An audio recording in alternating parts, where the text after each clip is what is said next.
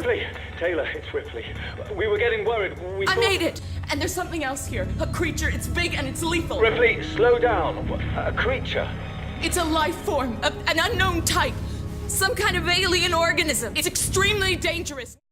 They say in space, no one can hear you scream. They're wrong.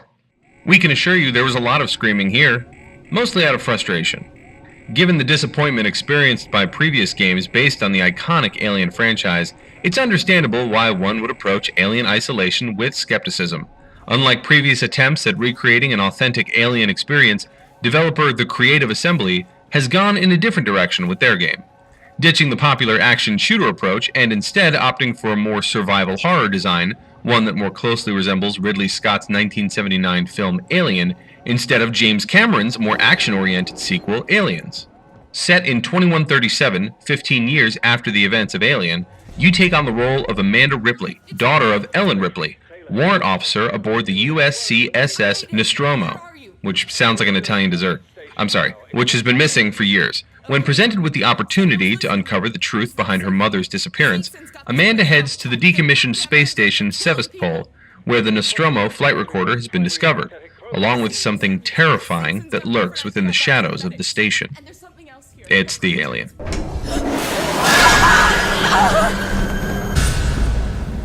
For the most part, Alien Isolation does a good job at establishing that alien feel. Those familiar with the original film know that feeling. You're trapped on a ship with the perfect organism that's ruthlessly hunting you down.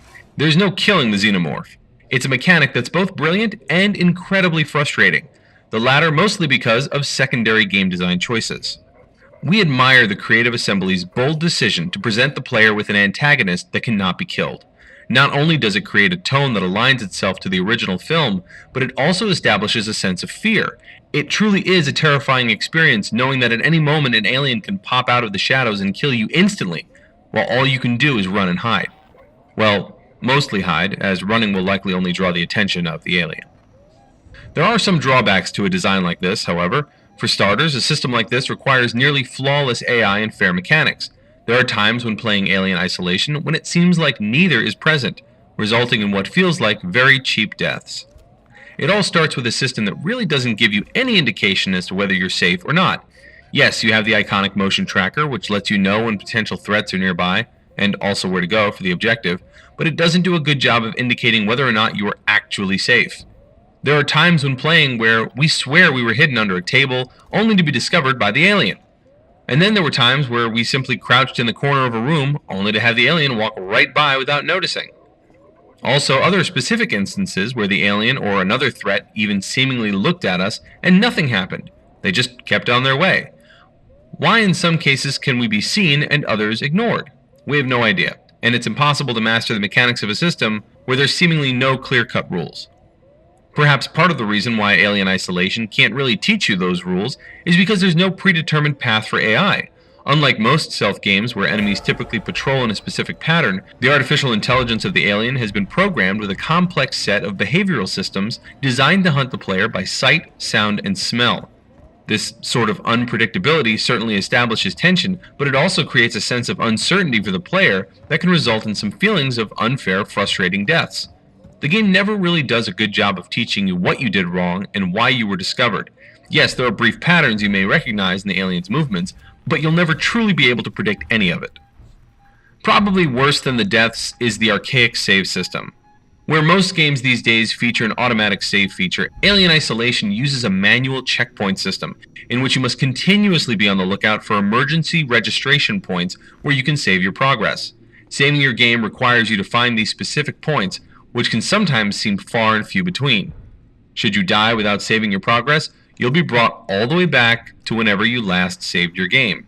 In some cases, that can be 15-20 minutes worth of progress, sometimes more. We understand the notion of not wanting to dilute the horror experience with autosaves, but having to replay an entire segment of the game because of a death, and we've already established how easy it is to die, removes any sense of horror anyway. It becomes less intense and more annoying as you're forced to repeat the same actions you just did. And of course, you've done it once, it's not nearly as scary the second time around. Just frustrating. For as unfair as the survival system may seem at times, There are a decent amount of weapons and items at your disposal. Unfortunately, none of them will kill the alien, only deter it for the moment. We found the flamethrower to be our favorite of the bunch. The game gets much easier once you have this. Items can, however, prove to be very effective against other enemies aboard the Sevastopol. Just be warned that one of the primary senses used by the alien is sound. So firing a gun, that's not a good idea. Don't do that. Even though we found much of the gameplay of Alien Isolation to be repetitive, go to a specific point, find a keycard, access locked area, go to next point. We do admire the way in which the Creative Assembly approached the game from a design perspective. Aesthetically, the game looks beautiful, but struggles mightily during the cinematic moments. On the Xbox One, the animations chugged, often struggling to hit 30 frames per second. Alien Isolation truly captures the tone established by the film, from the sounds you'll hear to the retro-future aesthetics. Even though the game is set in the future, the Creative Assembly has stayed true to the primary design rule that there should be nothing in-game that couldn't have been built on the set of the original 1979 movie. The result is a lo-fi vision of the future authentic to what you've seen on the big screen. From the blocky crafting user interface to the bulky CRT computer monitors and clunky analog devices you'll use, Alien Isolation looks like you're inside the set of Ridley Scott's Alien. Adding to the immersive environment are the eerie sounds of the alien as it crawls in the rafters, the pulsing of the beeping motion tracker, and the fluttering lights of the decommissioned space station. We're giving Alien Isolation a 7.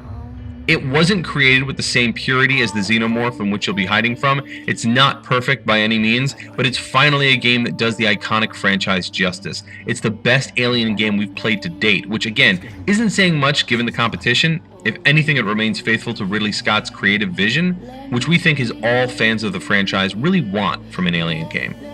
For the latest gaming news, reviews, tips, cheats, walkthroughs, and more, go to GameZone.com. Nostromo. Sounds like it'd have cheese in it. Or maybe it's a pastry.